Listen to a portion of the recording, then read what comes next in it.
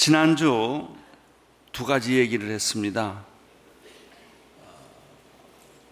덤으로 얻는 은혜. 은혜는 덤인데 그 덤으로 받는 은혜 외에 덤으로 주시는 게 있어요. 내가 노력해서 얻는 것이 아닌 게 은혜입니다. 그런데 은혜 중에서도 또 덤으로 주는 은혜가 있습니다. 두 번째는 작은 겨자씨의 열매가 30배, 60배, 100배라는 것입니다. 우리는 곱빼기 장사가 하는 것이 아닙니다. 하나님 나라는 30배, 60배, 100배입니다. 여러분의 인생의 열매가 30배, 60배, 100배가 될 것입니다. 오늘은 인생의 항로에 있어서 생각지도 못하게 닥치는 광풍에 관한 얘기를 하게 됩니다. 사업의 위기에 몰렸다든지, 불치병에 걸렸다든지, 사랑하는 가족을 잃었다든지, 생각하지 못했던 일들이 갑자기 내 인생에 끼어들 때가 있습니다. 마가복음 4장 35절 36절을 읽겠습니다. 같이 읽겠습니다. 시작. 그날 저녁이 되자 예수께서는 제자들에게 말씀하셨습니다.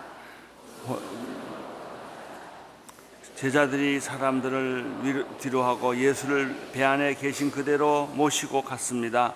그러자 다른 배들도 함께 따라갔습니다. 그날 저녁이 되었습니다. 호수 건너편으로 가자고 예수께서 말씀하셨습니다.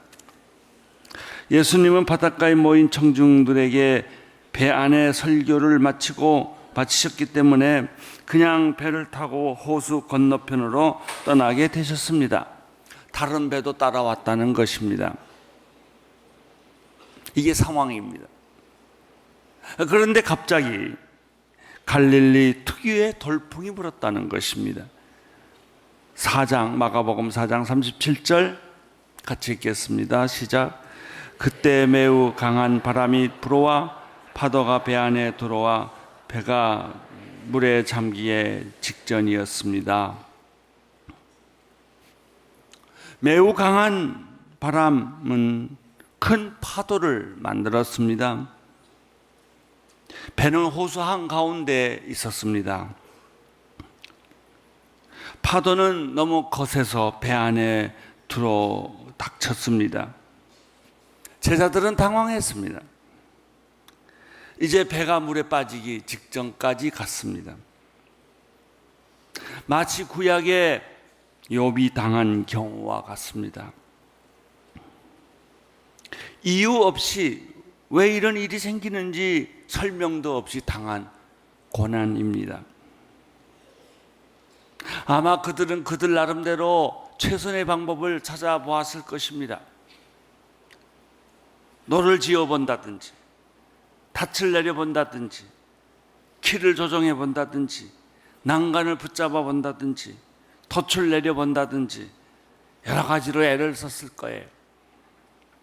그러나 이 거센 돌풍을 막아볼 방법이 없고 물은 바다 배 안으로 들어오게 된 것이죠. 이때 예수님이 어떻게 하고 계셨을까요? 흥미롭습니다. 4장 38절을 보십시오. 시작. 예수께서 배 뒷부분에 베개를 베고 주무시고 계셨습니다. 제자들이 예수를 깨우고 말했습니다. 선생님, 저희가 빠져 죽게 됐는데 왜 모르는 척 하십니까? 여기서 발견하는 건 뭐예요? 첫째, 예수님이 배 안에 계셨다는 것입니다. 위기에 부딪혔을 때 흔히 우리들은 혼자라고 생각을 합니다. 그래서 외롭고 두렵고 힘들고 고생스럽다고 생각합니다. 누가 옆에 있다면 그렇게 외롭지 않습니다. 그러나 혼자라고 생각하면 외롭습니다. 제자들은 예수님이 옆에 한 배 탔지만 왜 그렇게 까맣게 잊어버렸을까요? 혼자라고 생각했어요. 둘째, 예수님이 계셨지만 예수님은 우리가 위기에 부딪혔을 때 주무시는 것 같이 느껴졌다는 것입니다. 분명히 예수님이 여기 계셔요. 근데 나하고 상관이 없어요. 주무시는 것 같아요. 안 계시는 것 같아요.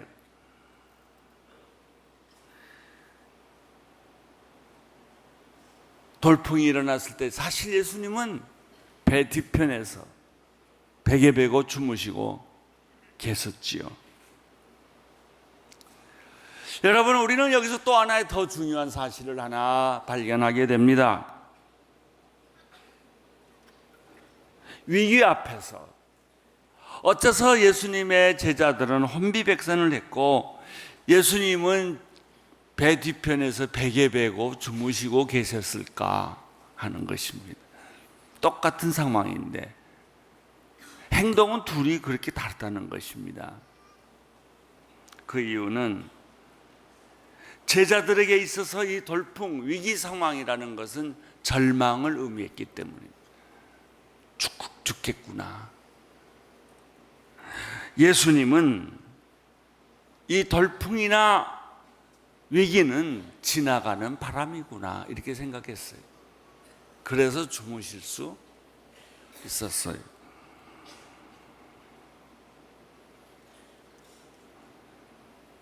생각해 보세요.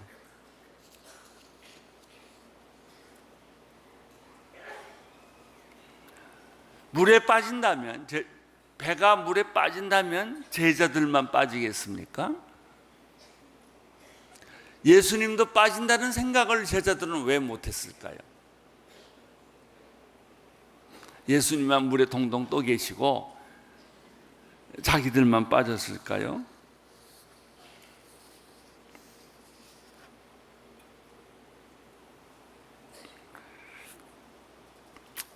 여러분은 절망을 어떻게 생각하십니까?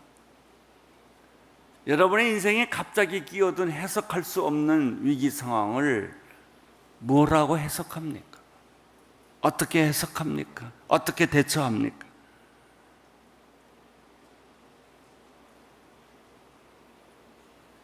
여기서 또 한 가지 세 번째 발견하는 것이 있습니다. 한계에 부딪힌 제자들이 드디어 예수님을 찾았다는 것입니다. 주님, 우리가 죽게 되었습니다. 왜 안 깨워도 주님은 다 아실 거라는 생각을 왜 못했을까요? 이게 우리의 믿음의 한계일까요? 인내의 한계일까요? 지금도 그래요. 주님은 꼭 주무시는 것 같아요. 나하고 상관없는 것 같아요. 나도 오래 기다려보지만, 나도 인내해보지만 이 경계선에 있어요.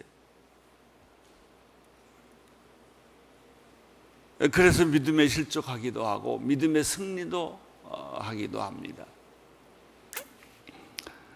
마가복음 4장 39절을 읽어주십시오. 시작. 예수께서 일어나서 바람을 꾸짖으시고 파도에게 명령하셨습니다.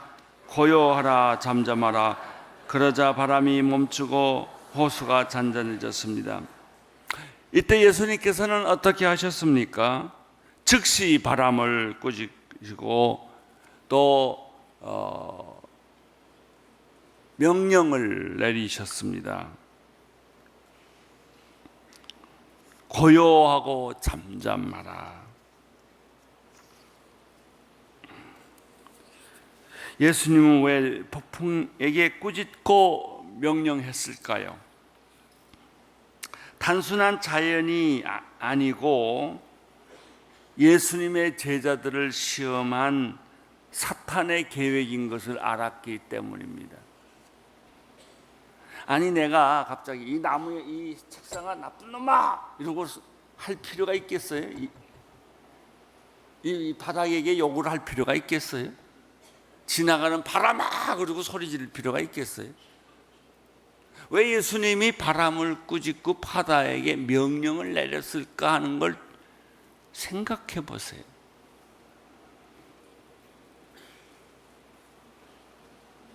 그것은 단순한 자연현상이 아니었고 그 배후에 제자들을 시험하려는 사탄의 세력이 있는 것을 예수님이 보셨기 때문이에요. 사랑하는 성도 여러분, 여러분들이 이 세상에 살면서 신앙생활하면서 자연현상과 사탄의 계획과 괴계와 유혹을 구분할 줄 아는 영적 능력이 필요합니다. 창세기에 보면 사탄은 뱀을 이용하고 선악과라는 나무를 이용하여 사람을 공격한 경우를 우리는 볼 수 있습니다. 지금도 사탄은 우상을 이용하고 미신을 이용하고 인간의 종교심을 이용합니다. 뿐만 아니라 이 세상에 권력과 정사와 권세와 돈과 쾌락과 온갖 무신론과 거짓 사상과 질병으로 우리를 공격하고 있다는 사실도 인정해야 합니다. 우리는 이 두 세계를 혼돈하고 있습니다. 사탄이 우리를 공격하고 있는지 유혹하고 있는지 우리 신앙의 뿌리를 흔들려고 하고 있는 것인지 자연현상인지 혼돈하고 있어요. 특별히 요즘 세상에서 일어나고 있는 모든 자연재앙이나 사회운동이나 정치 현실에 보면서도 영적 분별력이 없어서 여러분들이 혼돈 가운데 빠질 때가 한두 번이 아닙니다. 어쩌면 우리는 신문 읽기를 다시 하며 뉴스 보기를 다시 해야 합니다. 저는 그런 때가 있었어요. 신문 읽기 훈련. 신문 한 장 나오면은 빨간 볼펜으로 동그라미를 치고 그 다음 여기는 성경 몇 장 몇 절 사건마다 줄쳐가지고 성경을 자꾸 갖다 대는 거예요.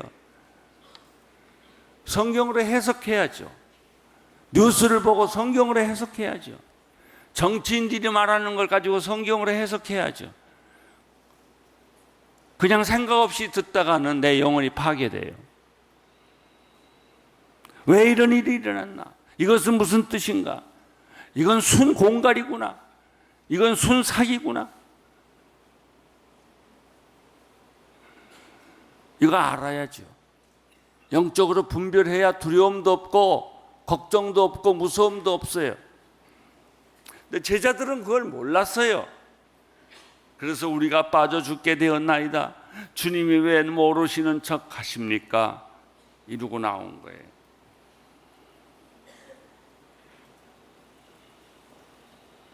여러분, 이 시대를 승리하려면 영적으로 무장하셔야 합니다. 기도하고 성경 읽고 성령 충만하셔야 합니다. 마가복음 4장 40절을 보십시오. 시작. 예수께서 제자들에게 말씀하셨습니다. 왜 그렇게 무서워하느냐? 아직도 믿음이 없느냐?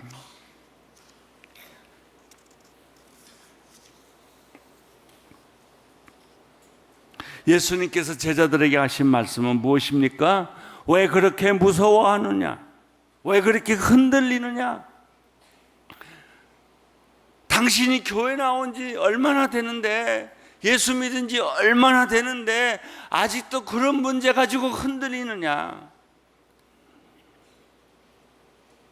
무서워한다는 말은 무엇이에요? 두려워한다는 말이에요. 마귀가 우리 마음속에 심어놓은 것이 뭐예요? 두려움이에요. 저도요, 어떤 날 갑자기 여러 가지 일을 생각해 보면, 교회 일, 뭐 여러 가지 주변의 일을 생각해 보면 두려움에 갑자기 사로잡혀요. 내 건강, 끝이 없는 싸움. 그러면 아내는 자고 나는 혼자 화장실로 들어가요. 그리고 거기서 기도해요. 이 두려움에 가득 차서 찬송을 부르고 기도를 하면 그 두려움에서 벗어나요. 다시 들어와서 자요. 시시때때로 택한 자라 할지라도 이렇게 두려움을 마귀는 공격하는 거예요. 두려움이 오면 꼼짝 못해요. 손발을 움직일 수가 없어요. 왜 여러분들 그런 공격이 없겠습니까?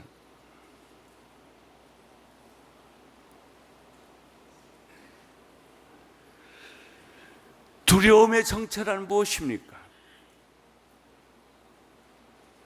첫째, 믿음이 없으면 두려움이 생깁니다. 예수님께서 하신 말씀이 왜 두려워야 하느냐? 아직도 믿음이 없느냐? 내 코에 예수님을 앞에 두고도 못 믿느냐? 그 얘기예요. 참 이상하죠? 예수님을 보고도 못 믿고 만지고도 못 믿고 코앞에 두고도 못 믿어요. 그래서 예수님 말씀하셨어요. 왜 두려워하느냐?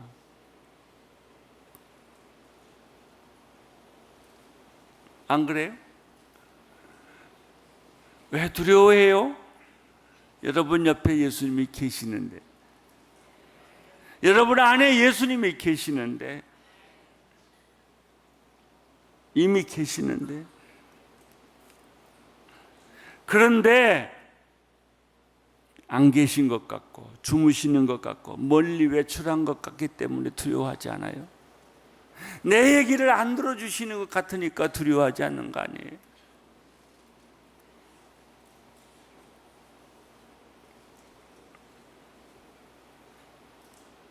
사랑하는 성도 여러분, 여러분 눈앞에 예수님이 계십니다. 마음속에 예수님이 계십니다. 손을 뻗치면 계시고 말씀하면 들으시고 기도하면 응답하십니다. 둘째, 일반적으로 사람들이 두려워하는 까닭은 사랑을 잃어버리면 두려워합니다. 요한일서 4장 18절에 사랑에는 두려움이 없습니다. 온전한 사랑은 두려움을 내어 쫓습니다. 이상해요. 여러분이 미워하기 시작하면 미움이 내게 생기기 시작하는 순간부터 두려움이 찾아옵니다.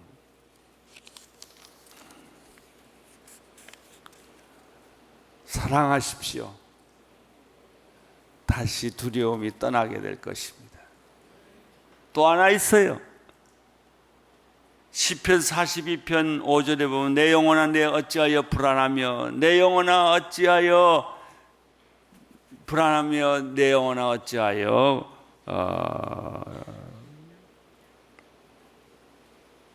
불안해하는가.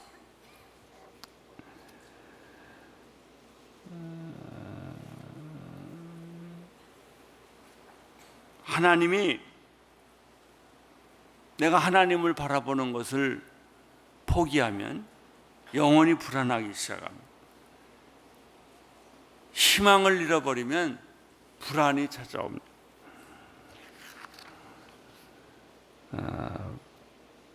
이상하죠? 하나님을 믿다가도 순식간에 내 마음의 비전이 사라지고 희망이 사라지고 하나님의 끈을 놓치면 허공 속에 빠지는 거예요. 이게 다 불안이에요.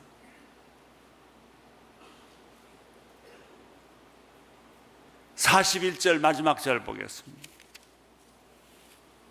시작. 제자들은 크게 두려워하면서 서로 수군거렸습니다. 도대체 이분이 누구시기에 바람과 파도까지 복종하는 것? 누구시기에? 도대체 이분이 누구시기에? 여러분 그런 질문을 스스로 하고 싶지 않으세요? 내가 믿었던 예수, 이분이 누구시기에? 배 뒤편에서 베개 베고 잠자고 계시는 예수, 이분이 누구시기에 이 위기를 잠재우고 이 파도에게 명령을 내리시는가? 예, 그분에게 가십시오. 그분을 깨우십시오. 그분으로부터 말씀을 들으십시오. 그분의 음성을 들으십시오. 여러분 안에 있는 모든 두려움은 순식간에 사라지게 될 것입니다. 바다도 잠잠게 될 것이고 넘실거리는 파도도 없어지게 될 것입니다. 할렐루야. 우리 하나님께 감사의 박수 올려드립니다.